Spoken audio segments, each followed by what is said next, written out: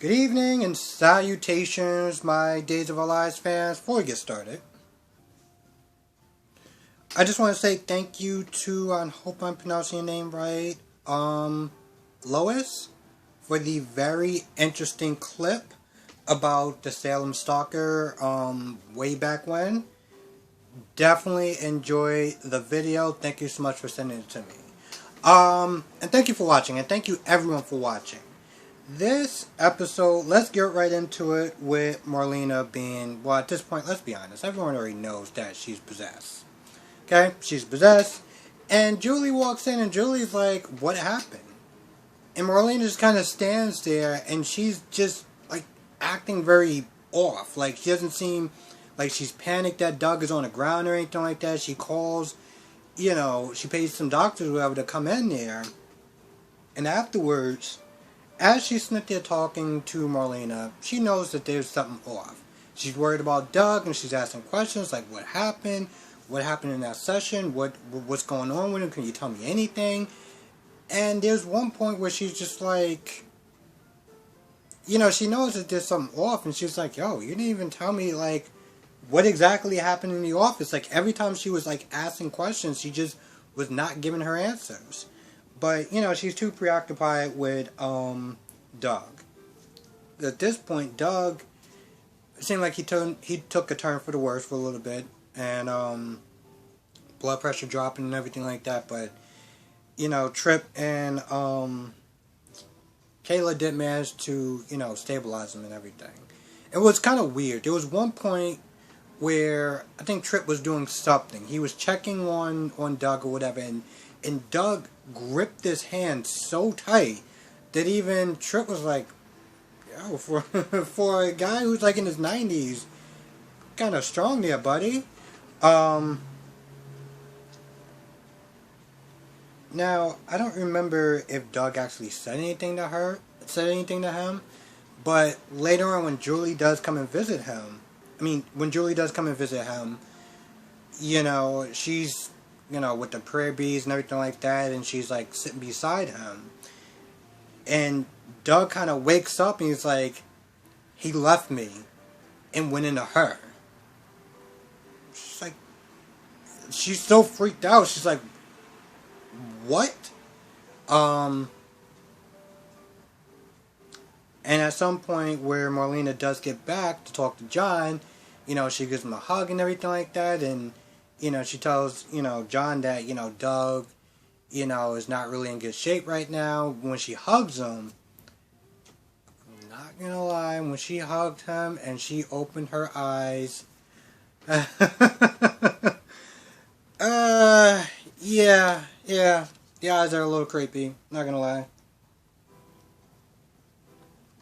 Don't get me wrong, I'm definitely enjoying it. But I'm like, I'm hitting the strong, Linda Blair Exorcist movie vibes, but I'm gonna be pretty honest right now. And, I didn't actually watch that whole movie.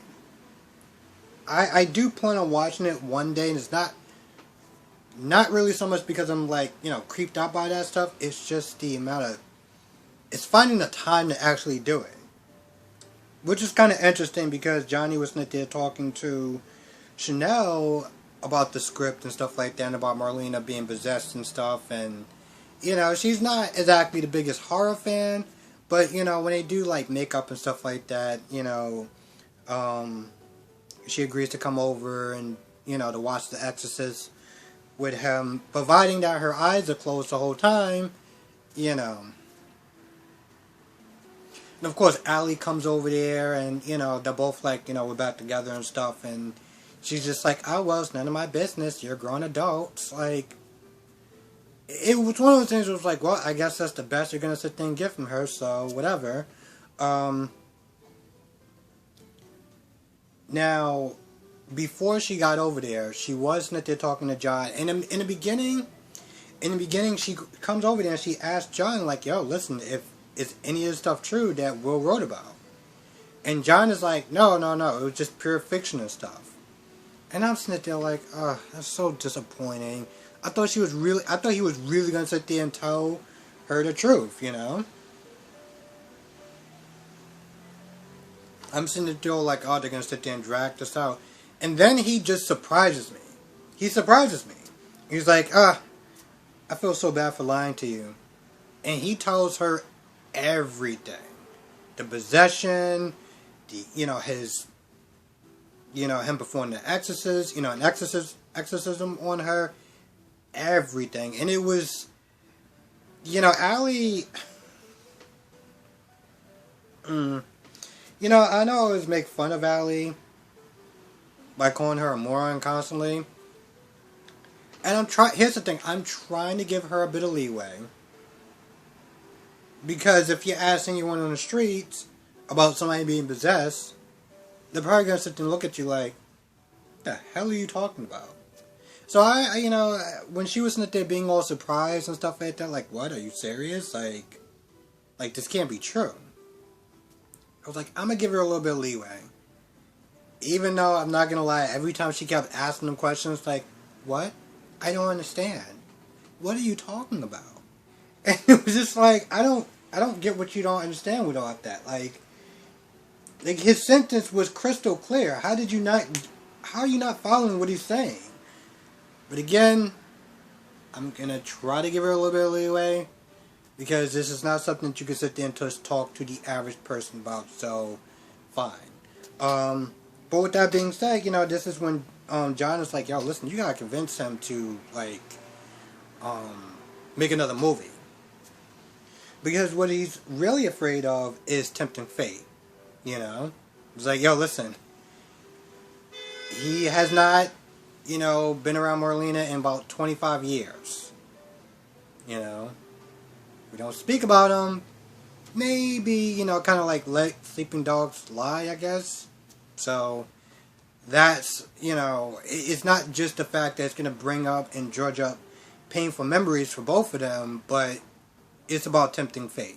Which is kind of sad because, well, it's already too late for that. I mean, hell, he even start the movie yet and already. So, I'm not going to lie. Those flashback scenes with, Doug talking to Marlena about, locking Julie in the locking Julie in the ice closet was still hilarious. Oh my goodness. Every time I hear him sit there and say lines like, I locked that bitch in the closet on purpose. I was just like, just the fact that he's like so old and he says that is just, it's just hilarious. It is. It's really funny. And the sad thing is that it's not meant to be funny. Like, this isn't meant to be a joke. And I think that's what I can kind of appreciate about moments like that. Like, it's not meant to be funny.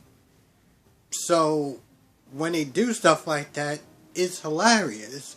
It's kind of like when Doug grabbed Paulina's ass. And Paulina turned around like, Doug Williams, you just grab my ass. It's one of those things where it's like, you can't make that up. Like, that's just too hilarious. Speaking of Paulina, long story short, Lonnie gives Paulina her blessing. She just wants to make sure that, Paulina's being honest with him and, doesn't hurt him. So, Lonnie, I'm not gonna lie, Lonnie is an interesting character because when I started watching the show, there was times with her where she just got on my last nerves.